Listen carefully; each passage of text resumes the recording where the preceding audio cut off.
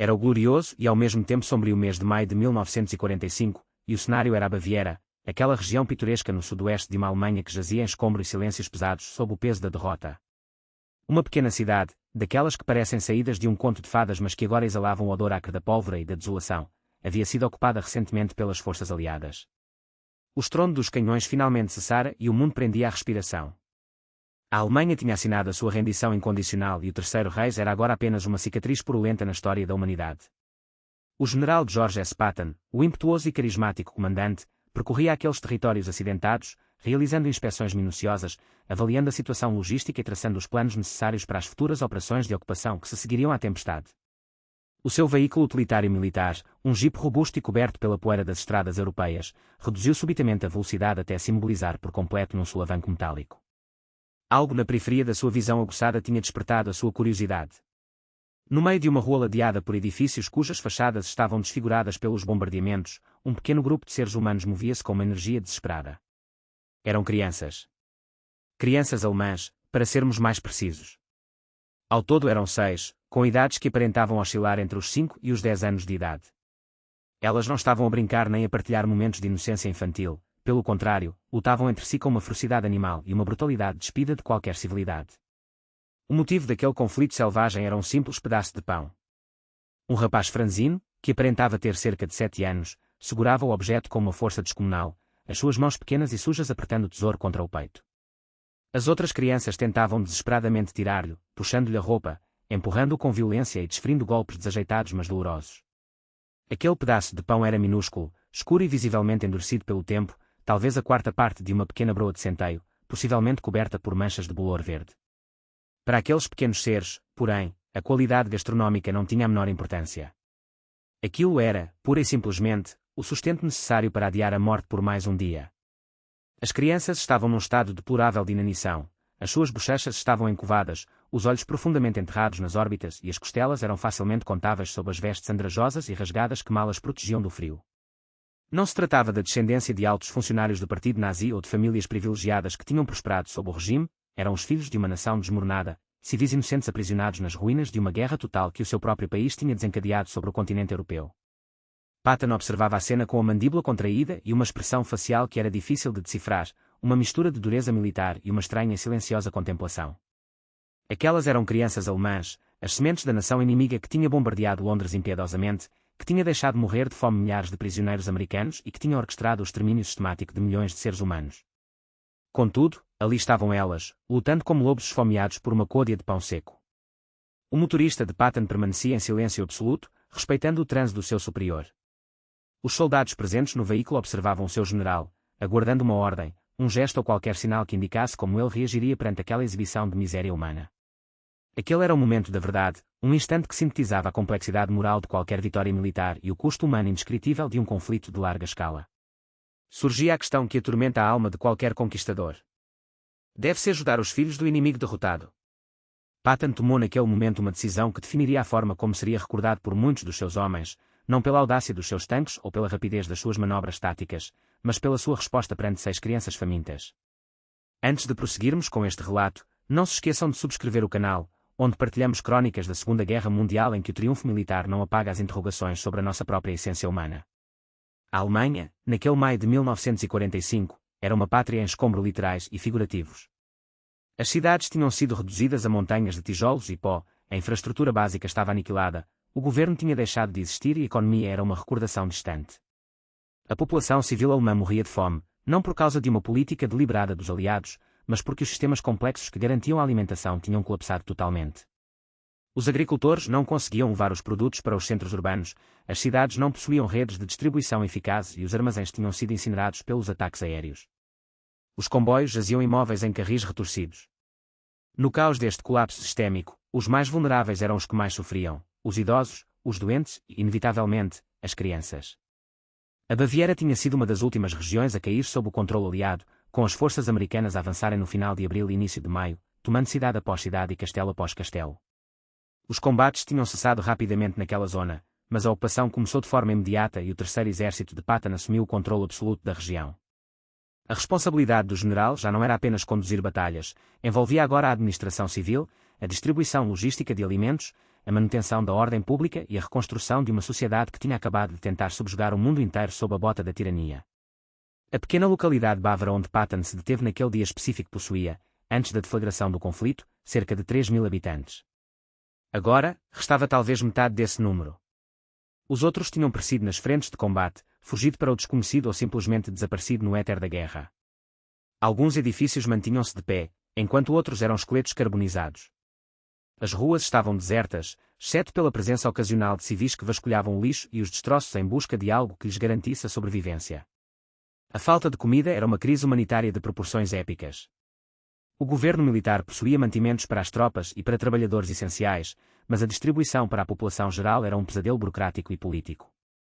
A política oficial ainda era alvo de debates acalorados nas esferas de poder mais elevadas em Washington e Londres. Deveriam alimentar os alemães ou deixá-los sofrer as consequências amargas da guerra que apoiaram. Alguns argumentavam que, como eles tinham iniciado o conflito e apoiado Hitler fervorosamente, deveriam agora enfrentar a fome.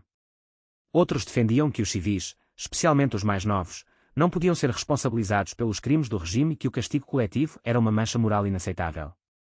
Enquanto os políticos discutiam, os generais no terreno tinham de decidir no imediato. Patton saiu do jipe e as suas botas polidas bateram com firmeza no pavimento de pedra.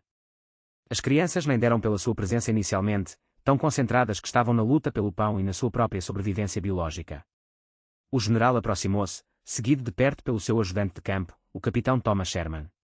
Este último descreveria mais tarde a cena numa carta enviada para a sua família, referindo que o general ficou ali parado, apenas a observar, com um olhar que nunca tinha visto antes. Não era raiva nem tristeza, mas algo profundo, como se estivesse a processar uma realidade que desafiava a sua compreensão do mundo.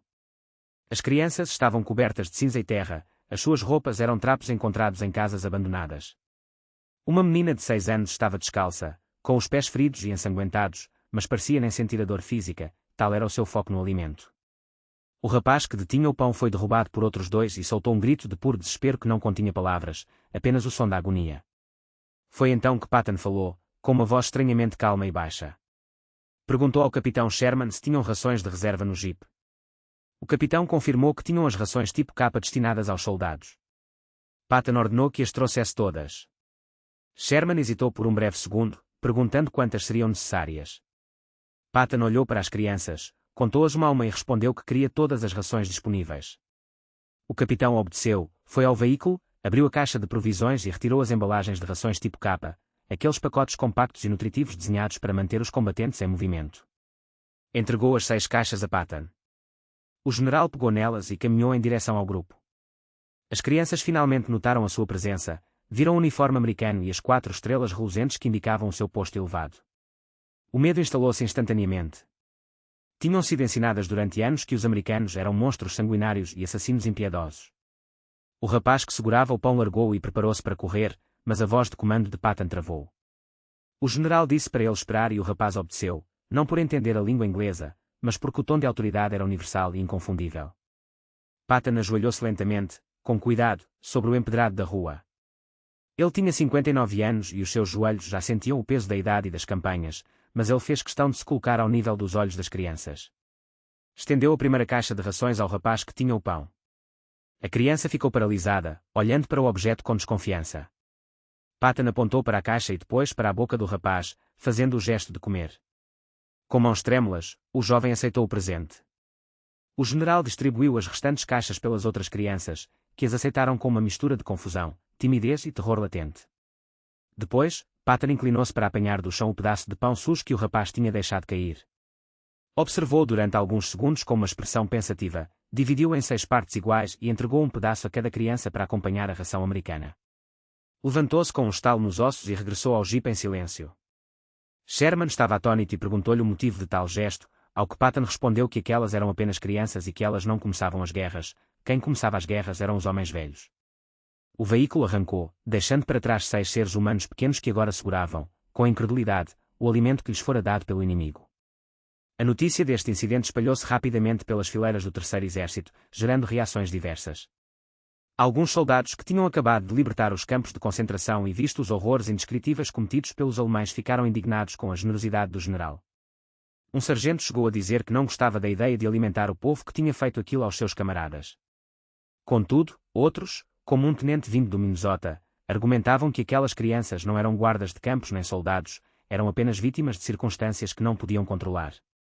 Patton nunca deu explicações públicas sobre o ocorrido nem mencionou o episódio nos seus diários oficiais ou relatórios de guerra, mas o capitão Sherman acrescentou na sua missiva que, após partirem daquele local, o general permaneceu em silêncio durante um longo período antes de murmurar para si mesmo que, se os vencedores se tornassem iguais aos vencidos na sua crueldade, então a vitória não teria significado nenhum.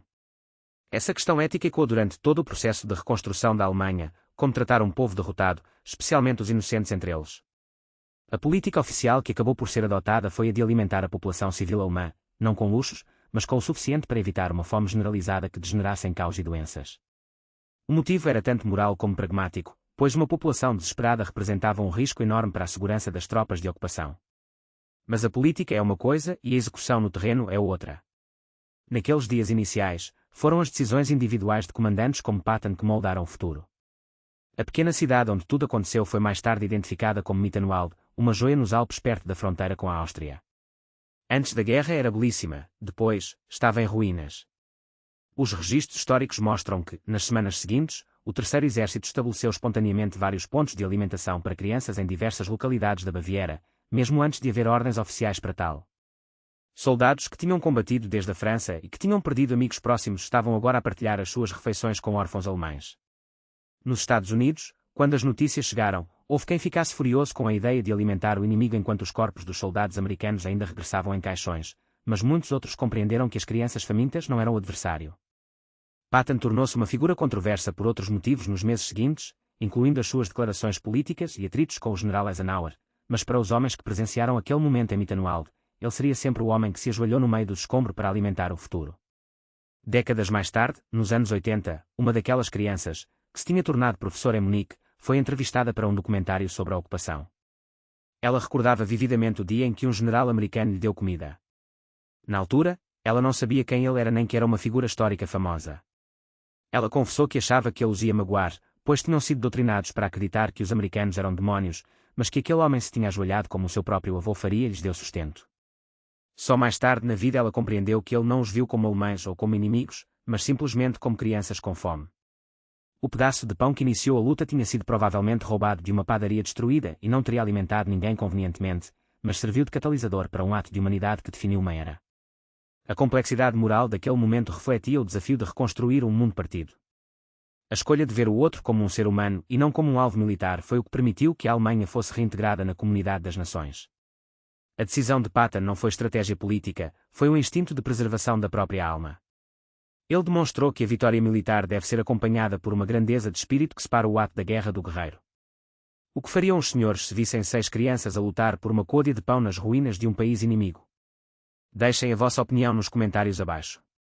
E se desejam conhecer mais relatos sobre momentos da Segunda Guerra Mundial onde a dignidade humana prevaleceu mesmo nas horas mais negras, não se esqueçam de subscrever o canal para mais conteúdos desta natureza.